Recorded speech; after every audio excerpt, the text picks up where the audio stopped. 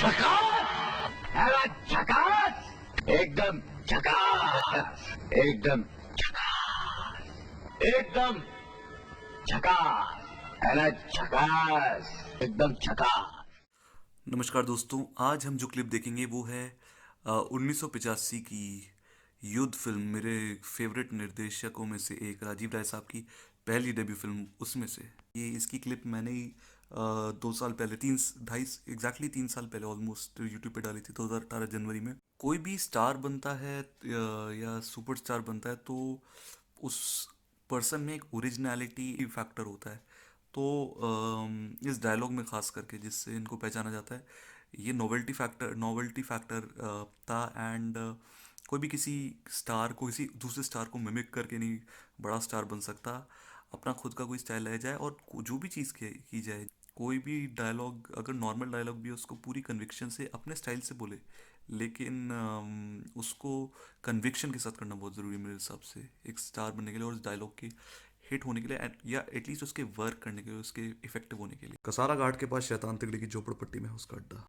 दोस्तों, सबसे पहली चीज़ तो आपको ये समझने की ज़रूरत है कि ये जो इन्होंने झकास बोला है, सबसे पहली चीज़ तो ये किसी की मिमिक्री नहीं है, ना वो किसी की नकल कर रहे हैं, ना किसी का स्टाइल नकल कर रहे। उन्हें एक डायलॉग बोला गया था, एक वर्ड है झकास।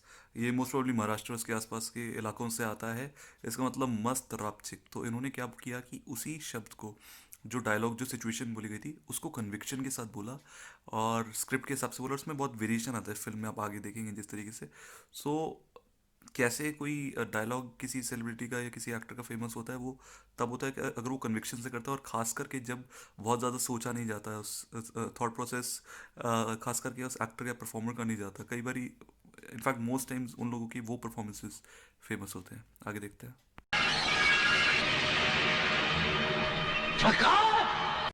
तो ये वाला झकास जो उन्होंने सबसे ज़्यादा हाई पिच में बोला, ये तब बोला। इनके दो कैरेक्टर्स हैं इस फिल्म में, एक अच्छा है एक बुरा है, जो कि बचपन में बिछड़ गए थे। तो ये वाले जो है, इन्होंने एक गाड़ी थी जिसके अंदर एक काइंड ऑफ एक बस थी जिसमें कि पैसा लिए के बैंक में जाया जा रहा था। तो उसका उन्होंने कांच फोड़ा, तो तब उन्होंने झकास बोला एकदम हाई पिच में। आप इसके वेरिएशंस देखिए आप आगे। खुश हो जा फादर, इस बार 80 लाख का रोकड़ा उड़ा के लाया तेरे बेटे ने। ये देख, है ना झकास। देखिए दोस्तों, जैसे मैंने आपको पहले कहा था, वेरिएशन डायलॉग में बहुत ज़रूरी है। अब ये जो आपने देखा झकास, और ये जो पूरा डायलॉग था, इसमें आप देखिए एक रिदम है, एक फ्लो है, जो कि डायलॉग डिलीवरी में बहुत ज़रूरी है। And that is the reason इसमें डैनी डेंजोंगपा साहब जो है, वो इनके एडॉप्टिव फादर हैं इस फिल्म में। एंड तो सिचुएशन के हिसाब से एक थोड़ा बहुत मेथड इनकी एक्टिंग में है। सिचुएशन जैसी है, उसमें किस तरह की बॉडी लैंग्वेज और किस तरह का डायलॉग डिलीवरी यूज़ करनी है, ये इसका बखूबी इस्तेमाल करते हैं। एंड 80s और 90s तक के जो एक्टर्स थे, खास करके most of them, they have this thing कि डायलॉग डिलीवरी पे बहुत काम किया गया। जिन्होंने भी खास करके थोड़ी बहुत भी ट्रेनिंग ली एक्टिंग, या थोड़ी बहुत भी स्टडी की एक्टिंग को। मानता हूं तेरी पसंद को। मस्का मस्का, एकदम झकास। इसमें जो इन्होंने झकास बोला है, वो हेमा मालिनी जी के कैरेक्टर को बोला है।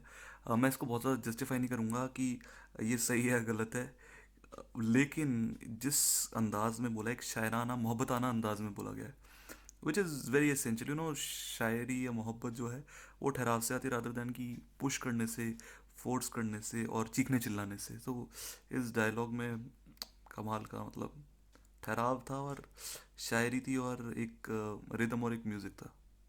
यानी बड़े मियाँ तो बड़े मियाँ, छोटे मियाँ भी सुभान अल्लाह। वल्लाह, क्या जवाब दिया ला, एकदम झकास। तो इस वाले में जो इन्होंने रिएक्शन दिया, ये मेरा पसंदीदा है। इसमें हेमा जी ने एक वल्लाह, मतलब एक पुराना जुमला है, बड़े मियाँ तो बड़े मियाँ, उसको बोल रही थी। एंड एक ड्रेस जो उन्होंने पहनी, वो अरेबिक थोड़ा सा है। तो उसी मिजाज में उर्दू में और बम्बैया का जो मिक्स है, उसमें वल्लाह करके जवाब दिया। क्या जवाब दिया है, रादर देन कि क्या जवाब दिया है। सो मतलब शुरू वो वहाँ से करते हैं जहाँ से बड़े मियाँ तो बड़े मियाँ, छोटे मियाँ सुबहान अल्लाह, तो वल्लाह मैचिंग हो गया। है ना, एंड वहाँ से फिर वापस back to his language, his native language, local dialect, क्या जवाब दिए है। तो ये बहुत बढ़िया। एंड ये यार आता भी, देखो ये जो टपोरीपन है, जो भी चीज़ है ना, ये आती तब है जब नेचुरली तब आती है अगर आप वहाँ के होते हैं, आप उस ज़बान में पले बड़े होते हैं ख़ास करके, तो ये तो हेल्प करता ही है हमेशा, एंड इस केस में भी डेफिनेटली हेल्प किया है। एक ही तरीके के हैं, एकदम झकास। ये सिचुएशन तो आप समझ ही रहे होंगे, ये एक जो दूसरा भाई है वो शरीफ वाला है, ये बदमाश वाला है, लेकिन जो स्टाइल से बोला ना, एकदम झकास, इसमें जो मोहब्बत है ना, मतलब वाह क्या बात है। तेरा भी अकाउंट बंद करके तेरा मुर्दा तेरे घर में फेंक डालूंगा। क्यों, है ना झकास? तो ये जो आखिरी वाला झकास है, एंड इनफैक्ट जितने भी है क्लिप्स, इनमें आप देखें कि ये सब सिचुएशनल है, सिचुएशन के हिसाब से बोली गई है, जो भी उसमें स्टाइल है, वेरिएशन है।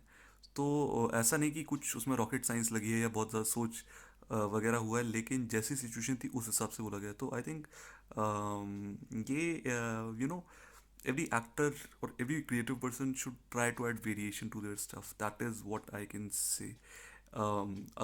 दो कोई भी प्रोडक्ट्स, दो कोई भी वर्क्स की कोई भी तरह के, चाहे वो संगीत हो, गाना हो, डायलॉग हो, पिक्चर हो, एनिमेशन हो, फिल्म हो, कुछ भी हो, तो पहले से दूसरे में वेरिएशन आए ना, कुछ डिफरेंस आए, कुछ अलग आए, यूनिकनेस आए, इनोवेशन आए, that really helps, and that really helps you evolve as an artist.